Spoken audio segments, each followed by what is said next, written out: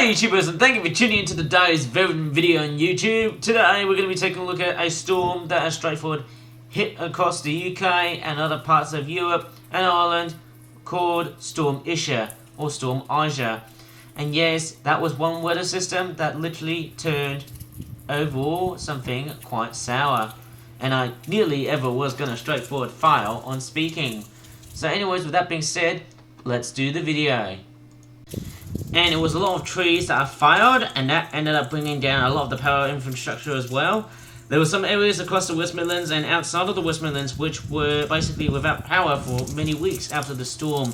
It was a widespread storm. In fact, it affected a lot of people, and it was one of those strange storms that it was so insidious in the way it worked, because to watch this storm, it wasn't that dynamic to look at.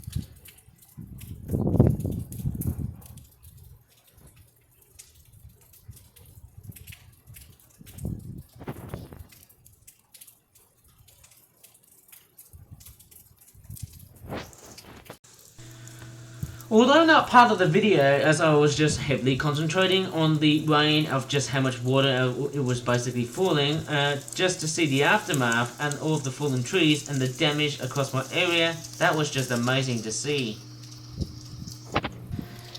When thinking about the amount of water that fell, it started to cause and started to set up arguments between neighbours saying, "Oh, you just flooded us out because a whole stack of water has come from your property onto our property."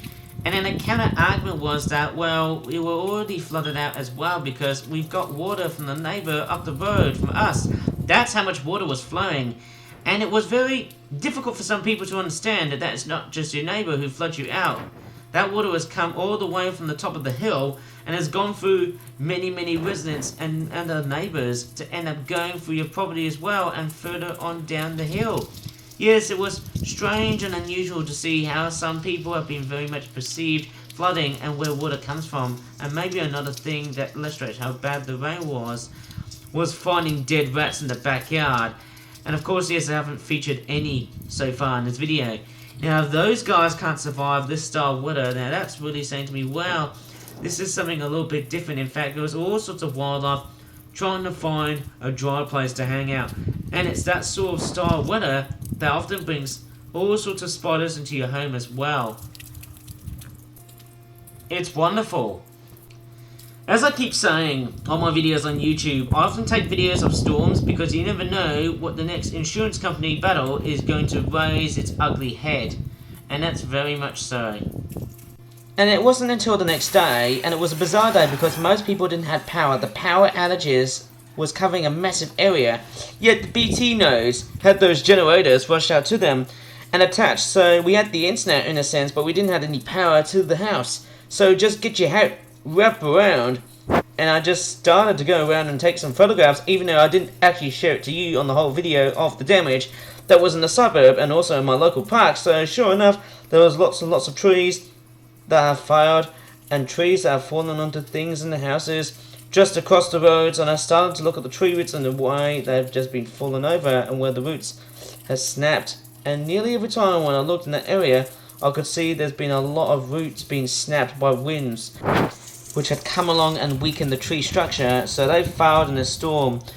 Trees are wonderful, but within a suburb they can be extremely dangerous, and the reason is because a tree in the suburb is not competing with other trees as it would do down in the, well, let's just say in the park or in the forest. You know, trees in the suburb grow giant canopies that become giant sails And in the star storm, if a tree has got these sort of issues with the roots, that tree is gonna fall at the root level. If it's a severe storm, they will often snap somewhere on the trunk area. And these days, we've got environmentalists say, save the trees, don't cut down any trees.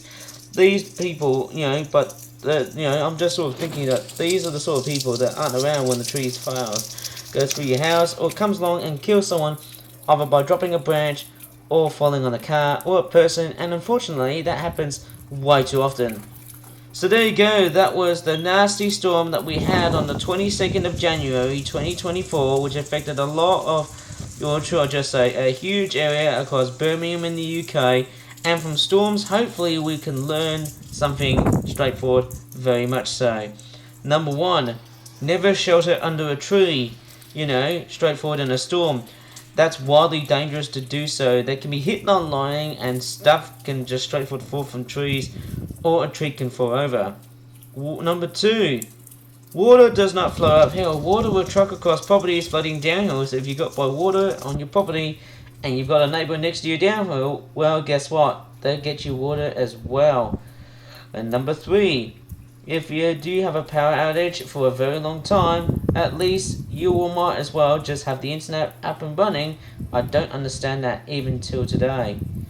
And number 4 is, guess what? Ants can predict the weather. If you're seeing masses of ants coming into your home looking for a nice dry and warm spot, prepare for some really savage weather. Even though at this time of the year, as I'm making the video, ants have never actually appeared. But anyways, I might straightforward end the video here. Please give this video a like, subscribe for more flat videos in the future. And as always, thanks for watching and enjoy the rest of this ASMR rain of what Storm Isha or Aysha has delivered. Bye for now.